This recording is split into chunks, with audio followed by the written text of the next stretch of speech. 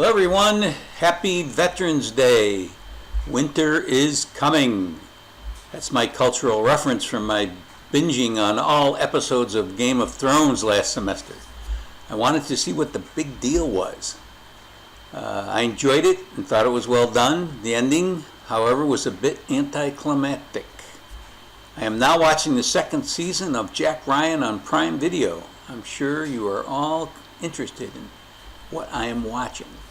I do it during my lunch, though. I don't watch much TV at night. Wouldn't be a teaching memo if I didn't mention the Patriots. They had a bye this week, so they neither lost or won. But all you New York Jets fans will get to have bragging rights as they beat the Giants yesterday. Someone had to win, and it looks like the Giants will have to wait 4 more years for the two teams to play again. Okay, enough of that nonsense. Little module 6 and 7 housekeeping. Many of you did not realize that you were supposed to take and repost the test with answers of your classmates and just gave feedback. Please, it's important that you examine how your questions are functioning, just as Toch mentioned about pilot testing. Each year you will look at your tests and see how your questions are working. Keep some, tweak others, and throw out the bad ones. So make sure for your revised select response test that you post answers to your classmates' tests.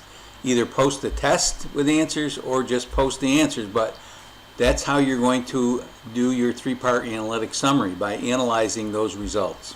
So the Hard as the Dickens discussion board is closed, and as always it makes me a little sad because this gets my students to really examine the pros and cons of large-scale tests, test preparation, and the concepts of reliability, validity, and fairness. It also ferrets out the difference between norm and criterion reference test. Vocabulary in your own words, take note. Many people rail against norm reference tests like the SAT and GRE, in most cases rightfully so. They are created to sort and separate and to create a bell curve. Much like the original IQ tests. People that use them, like college admissions officers, want to be able to distinguish between test takers to make their selection process easier. Just cut and take the top ones, and they don't even have to look at anything else that somebody else submitted below that. The good news is that many colleges are making these tests optional. Also, as we now know, they only account for 25% of student success, and only in the first year of college. After the current admission scandal and celebrities going to jail, maybe everyone will jettison these tests. Our state assessments, on the other hand, are criterion reference and based on the standards. Theoretically, everyone could get all the questions correct.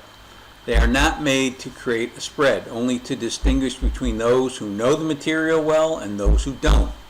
Controversy is regarding how the state creates the cut points for each level, which is done after the test results are compiled.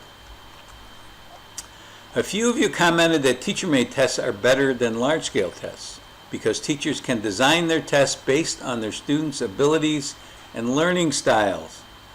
I believe this is a misconception, because if you start changing your tests based on what you think your students know, you will be doing them a disservice, and they will never be able to answer one of the 3 big questions. Where am I going? Where am I now? How can I close the gap?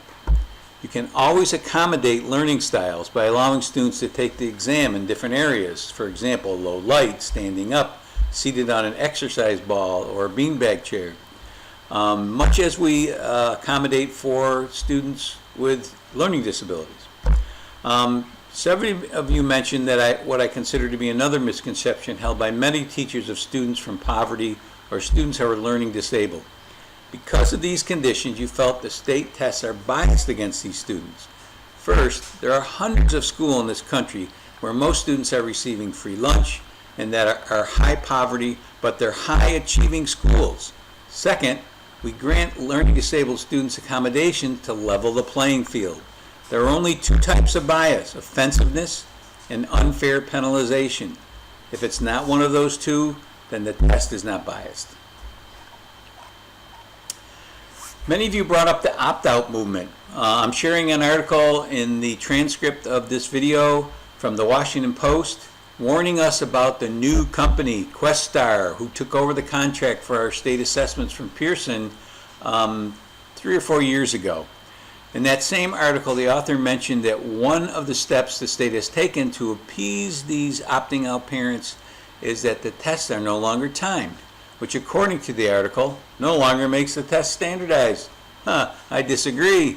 We make accommodations all the time for special needs students to level the playing field.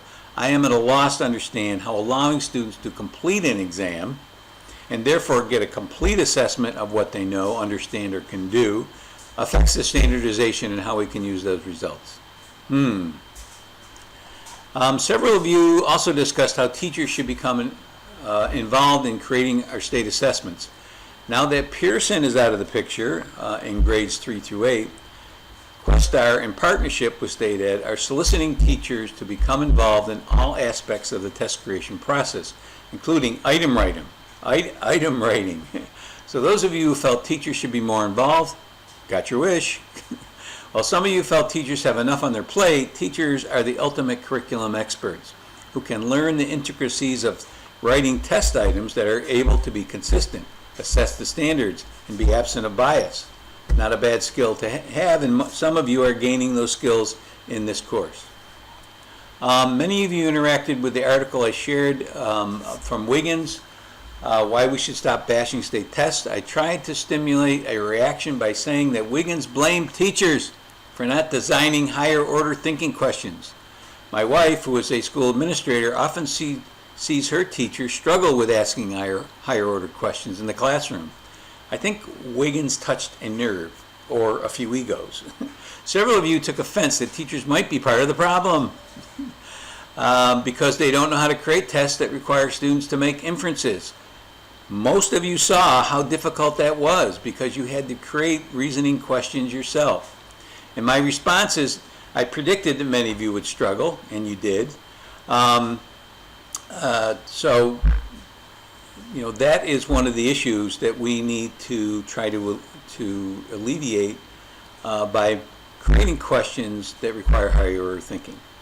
There's one article regarding the use of test scores in the evaluation of teachers shared by someone in 64021. While this is no longer mandated in New York State, there are still many schools that are using student growth scores, or worse, student scores, to evaluate teachers. Even sophisticated value-added growth models have proved to be unstable, making them unreliable and invalid for assessing teachers' effectiveness. That does not mean we should not be teaching to the standards represented by the items on our state assessments. Last year, my stepdaughter was placed on an improvement plan based on her test scores alone, a first-year teacher. She began incorporating more test-like assessments into her unit plans. Her results improved significantly. I would encourage this approach for every teacher. Read the executive summary to get a feel for this important issue. Reliability, validity, and fairness are important topics in test construction, as you can see from my video. Test prep, the good, the bad, and the ugly. Reliability, simply stated, is consistency, getting the same results every time. As Popham claims, teachers need not worry if their tests are reliable, and certainly no one is going to give their students the same test twice to see if it has test-retest reliability. Another vocabulary word. However, if your test has validity, and I'm talking about content validity, then you needn't be concerned about reliability. If your tests correctly align with your learning targets, and there are enough questions for each that allows you to make valid inferences about your students, what your students have mastered, then you have a good handle on content-related validity. The other type of validity that you may encounter, and is one of our vocabulary words, is predictive, whether a test can accurately foretell how a student will do in the future. I mentioned the SATs and ACTs and how they only account for 25% of a student's success in the first year of college. That's what I wouldn't consider that very high predictive validity. You are more likely to encounter this type of validity when using assessments that will indicate the probability of a child's success in kindergarten or first grade with the many screening instruments available today. Also, remember that universal screening is a big part of response to intervention, RTI. Test prep was also part of this discussion. So many topics. It's important that you read and become familiar with Popham's Chapter 14, which was part of our assigned readings. As I mentioned in my test prep video, a teacher in the Albany area was fired for using a copy of a pilot test to prep her students. That is a very big mistake. All copies of pilot tests are to be returned to the state. This teacher obviously felt those instructions were not meant for her. The bottom line is that if the students are well prepared, they will be confident, which in turn alleviates stress. There are also a myriad of pressure-reducing strategies like meditation, breathing, yoga, and other activities we can do to make things less anxiety-producing. Whether you work in a school that does test prep inappropriately or appropriately, you now know what you should be doing and that there are acceptable ways to prepare your students for the state assessments. This topic is so important because so many veteran and new teachers are not aware of the educational defensibility principle, or that there are easy ways to relieve test anxiety.